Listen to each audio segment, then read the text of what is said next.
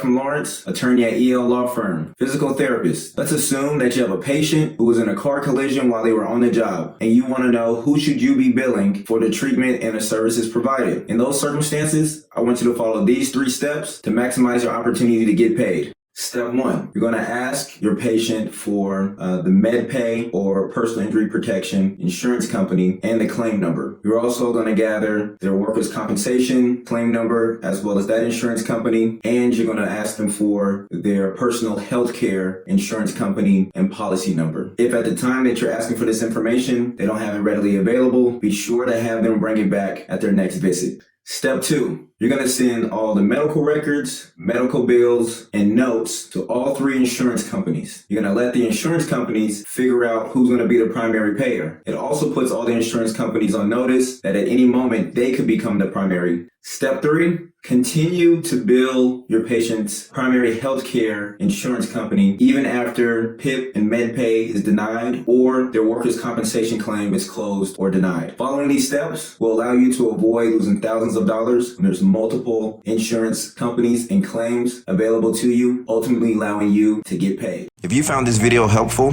please subscribe to our channel and share the video. You can also find us on Instagram, Facebook, and Twitter.